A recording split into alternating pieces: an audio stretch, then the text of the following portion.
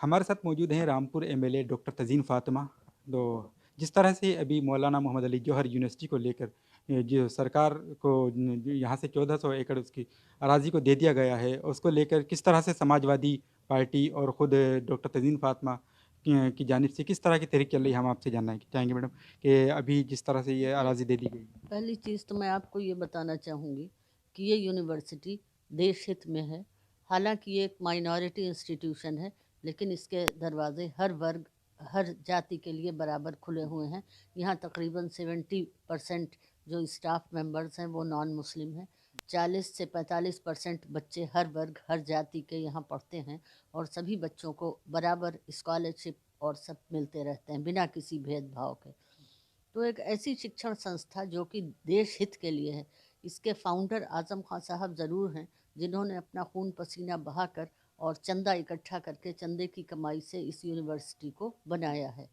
और लेकिन ये यूनिवर्सिटी देश में है, देश की संपत्ति है, इसको इस तरह से उजाड़ना जो है वो बेहतर नहीं है।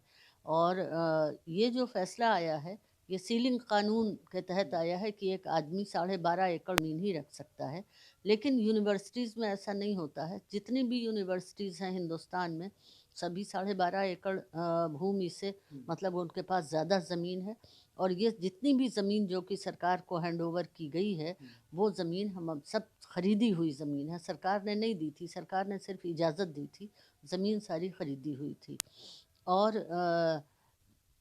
मतलब मेरा ये कहने का मकसद है कि इस तरह से ये कानून सीलिंग का, ये बिल्कुल भी मेरे ख्याल से तो इसका कोई औचित्य नहीं है यूनिवर्सिटी पर लागू करने का।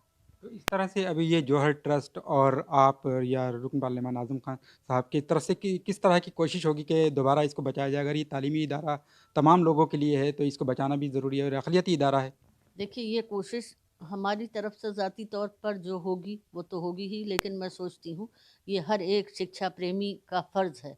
हर एक ऐसे लोग जो कि तालीम को अहमियत देते हैं, उनका फ़र्ज़ है कि वो यूनिवर्सिटी को बचाने के लिए आगे आएँ, क्योंकि इस यूनिवर्सिटी में बच्चों को ही तालीम दी जा रही है, कोई और काम तो नहीं हो रहा है, सिर्फ बच्चे तालीम हासिल कर रहे हैं।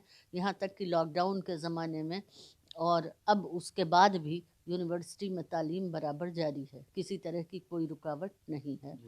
और यूनिवर्सिटी में चैरिटेबल भी बहुत से काम होते हैं, ब्लड डोनेशन के कैंप लगते रहे हैं, और भी स्कॉलरशिप्स वगैरह ऑल इंडिया लेवल पर भी दिए जाते रहे हैं यूनिवर्सिटी में।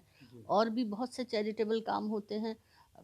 अभी जब ये कोरोना हुआ है, तो हमारा जो बनी हुई मेडिकल कॉलेज की बिल्डिंग थी, उसको भी क्वारंटाइन के लिए इस्तेमाल किया गया है। वहाँ भी कोरोना पेशेंट्स को क्वारंटीन किया गया था और सारी सुविधाएं दी गई। तो इसके जवाब इस तरह से आप तैयार किए जा रहे हैं आपकी जानिब से कि जिस तरह से जवाब माँगे गए हैं कि चैरिटेबल के तौर पर किस तरह से इस्तेमाल किया गया है। अगर ये जवाब दिए जाते हैं यहाँ से, तो क्या उम्मीद लगती है आपको? देखिए, उम्मीद तो मैंने कहा ना आपको कि उम्मीद पे तो पूरी दुनिया ही कायम है। जी। अब एक सवाल आप मैं आज़म खां से मुताल्लिक़ करना चाहूँगा। जिस तरह से अब 11 महीने, अब तकरीबन 1 साल का अरसा होने वाला है। जी। आज़म खां को जिस तरह से उन पर इल्ज़ामात लगाकर उनको अंदर किया गया जेल में, और आप भी एक लंबा वक़्त वहाँ गुज़ार कर आईं। अब इस दौरान अखिलेश यादव जी जो समाजवादी पार्टी के खुद सरबराह हैं, तो 10 महीने बाद वो यहाँ पहुँचते हैं अब। जबकि ये कहा जा रहा है कि शायद इस वजह से कि जब दूसरी पार्टियाँ आना शुरू हुईं, दूसरे लोग आना शुरू हुए, तब अखिलेश यादव जी आए। आप क्या कहेंगे? नहीं, ऐसा नहीं है। लॉकडाउन के बाद तो जेल में किसी को भी जाने की इजाज़त नहीं थी, और लॉकडाउन से पहले अखिलेश जी और पार्टी के दूसरे लोग भी जेल में मिलने के लिए गए थे। तो क्या कहेंगी अब कितने ऐसे मामलात रह गए हैं जो अभी ख़त्म हो जाएँगे और आज़म खां बाहर आ सकते हैं? देखिए, मामलात तो ख़त्म हो जाते हैं, लेकिन उन मामलात में फिर और मामलात जोड़ दिए जाते हैं। तो ये किस तरह से किया जा रहा है? आप इनको इन जो मुकदमा हैं, किस तरह से देखती हैं सरकार की जानिब से जो कार्रवाई की है? देखिए, तो सभी जानते हैं, इसमें मुझे कुछ बताने की ज़रूरत नहीं है कि किस तरह से कायम किए जा रहे हैं, कौन कायम कर रहा है, ये सब लोग जानते हैं। आज आपके पास यहाँ जमात इस्लामी का एक वफ़्द पहुँचा था यहाँ, किस तरह की बातचीत रही? बस उन्होंने आज़म खान साहब की खैरियत पूछी थी, और पूछा था कि आपके 10 महीने जेल में कैसे गुजरे, क्या फैसिलिटीज़ आपको दी गई जेल में। तो मैंने उन्हें बता दिया था कि हम आम कैदी की तरह ही रखे गए थे, वैसे ही रहते थे। खाने पीने या किसी तरह की कोई अलग से फैसिलिटी नहीं दी गई थी। शुक्रिया बहुत-बहुत आपका। तो ये थी डॉक्टर तज़ीन फ़ातिमा हमारे साथ, जो कि रामपुर के शहर असेंबली के एमएलए हैं।